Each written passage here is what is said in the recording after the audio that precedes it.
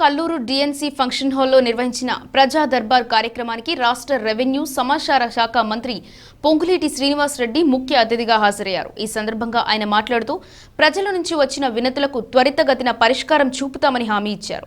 అదే సమయంలో గత ప్రభుత్వం చేసిన అప్పులు, ధరణి పోర్టల్ అక్రమాలపై సిట్ విచారణ ద్వారా వాస్తవాలను బయటపెడతామని హెచ్చరించారు.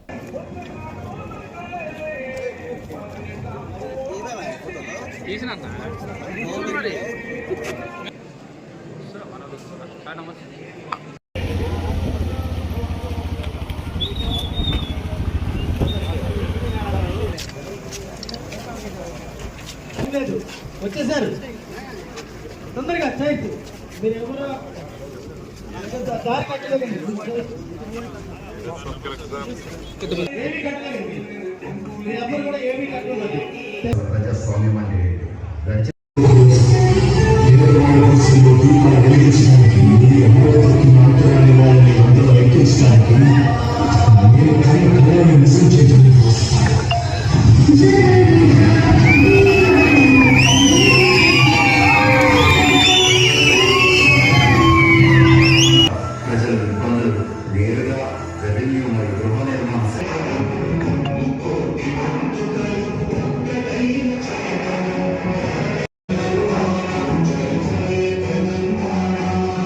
ఈ రోజు మన మంత్రులైన తుమ్మలాశ్వరరావు గారు కానీ భర్తీ గారు కానీ మనకు కావాల్సిన నిధులు కూడా వాళ్ళు కూడా ఇస్తున్నారు. మన అందరికీ తెలిసిందే.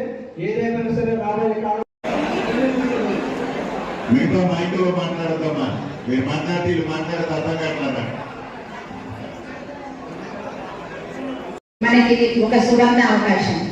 ఎందుకంటే మనం ఒక అప్లికేషన్ పట్టుకొని మన సమస్య గురించి ఏ అధికారిని సంప్రదించాలి అనేది మనకి చాలా మంది తెలియదు. అప్లికేషన్ పట్టుకొని వెళ్దాం, ఆఫీసుల చుట్టూ తిరుగుతాం. మనం వెళ్ళినప్పుడు అధికారులు అందుబాటులో లేకపోవచ్చు, మనకి సరైన సమాధానం రాకపోవచ్చు.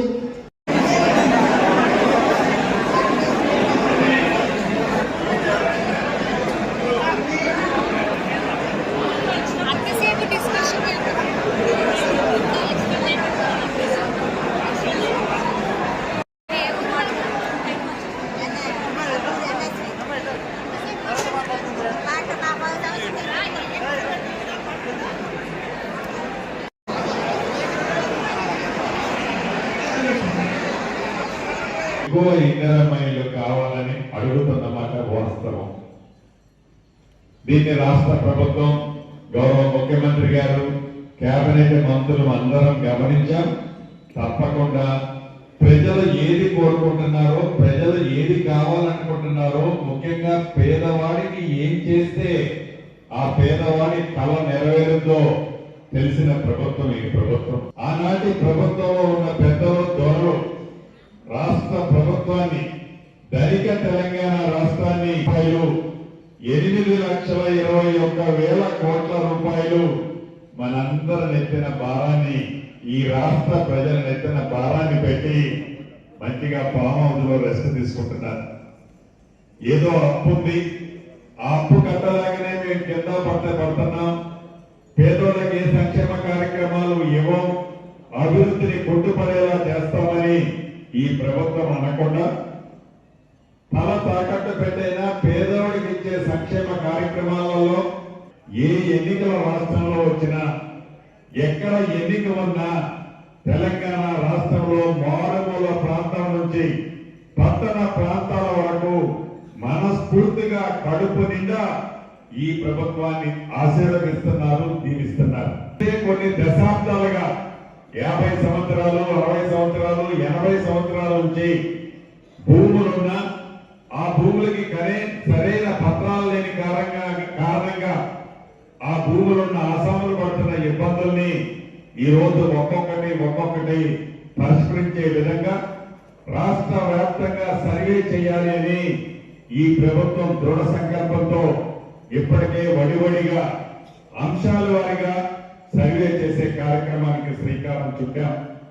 సుమారు సంవత్సరంన్నర లోపులో రాష్ట్ర వ్యాప్తంగా ప్రతి మారుమూల ప్రాంతంలో అంగుళం కూడా వదిలిపెట్టకుండా, అది ప్రభుత్వ స్థలమైనా, ప్రైవేటు స్థలమైనా, ఫారెస్ట్ స్థలమైనా, దేవాలయ భూములైనా ఒక్కబోడి భూములైనా ఏ భూములైనా సర్వే చేసి శాశ్వత పరిష్కారం రైతన్నలకి కల్పించాలన్నదే ఈ ప్రభుత్వం యొక్క చిత్తశుద్ధి, నిజాయితీ.